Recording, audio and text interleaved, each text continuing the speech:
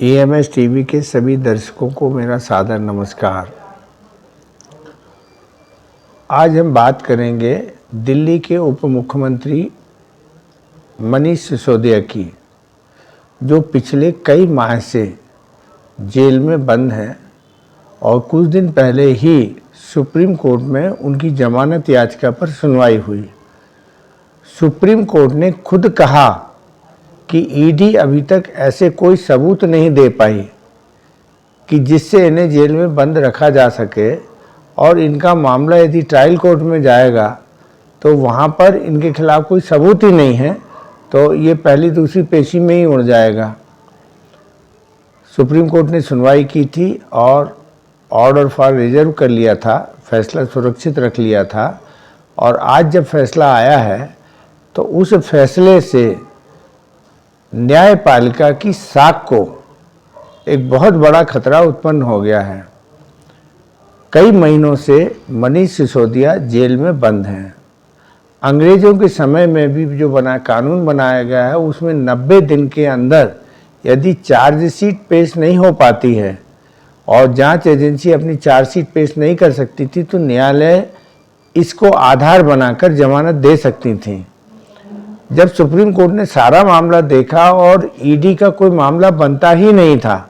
और केवल एक आदमी के बयान के आधार पर, वो भी सरकारी गवाह के बयान के आधार पर, और ईडी उनकी जमानत का विरोध कर रही थी, और सुप्रीम कोर्ट ने खुद सुनवाई के दौरान जब ये कमिट किया कि भाई इनके खिलाफ कोई सबूत नहीं है, और उसके बाद सुप्रीम कोर्ट का ये कहना कि जमानत याचिका तो अस्वीकार की ही, उसके साथ साथ ये भी कह दिया कि 6 से 8 महीने में ईडी इनके मामले की जांच पूरी करे, तब तक वो जेल में बंद रहेंगे। भारत में संविधान लागू है, मौलिक अधिकार लागू हैं, और मौलिक अधिकार में स्वतंत्रता का अधिकार सबसे बड़ा अधिकार है जो शामिल है। इतने महीनों से बंद होने के बाद भी जब ईडी उनके खिलाफ कोई सबूत नहीं ढूंढ पाई थी, फिर ये कहना कि 8 महीने में आप जांच पूरी करें और किसी आदमी की स्वतंत्रता को बाधित करना, और सुप्रीम कोर्ट जब इतनी सारी बातें कहीं तो उसके बाद पूर्व CJI यू ललित साहब को भी कहना पड़ा कि तारीख पर तारीख, तारीख पर तारीख का खेल ये बंद होना चाहिए। सुप्रीम कोर्ट न्याय करने की प्रक्रिया में हो, आदेश दें और मामले को टालने की प्रक्रिया को बंद करें। लेकिन उसके बाद आज जो सुप्रीम कोर्ट का आदेश आया है, इसने सभी लोगों को निराश किया है। सरकार जो चाहती है यदि वही न्याय है तो फिर हमें न्यायपालिका की भी शायद ज़रूरत कल नहीं होनी चाहिए, क्योंकि जब हम सुप्रीम कोर्ट, हाई कोर्ट में जाते हैं और सरकार के ही आदेश को यदि हमें मानना था तो हमें वहाँ तक जमानत के लिए जाने की ज़रूरत भी नहीं थी। हम उसको नियति मान के और भगवान भरोसे, सरकार के भरोसे अपने आप को छोड़ देते, या हम सरकार से समझौता करके और जेल से बाहर निकल आते। यही माध्यम आज की तारीख में रह गया है। सुप्रीम कोर्ट के किसी निर्णय की समीक्षा नहीं की जा सकती है, और सुप्रीम कोर्ट का, न्यायपालिका का सम्मान जिस तरीके से भारत में होता रहा है, लेकिन यदि न्याय नहीं मिलेगा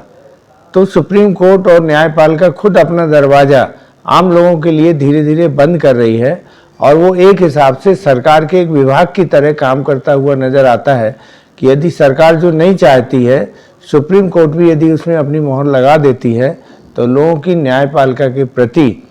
जो अभी तक विश्वास बना हुआ था वो विश्वास खंडित होता है।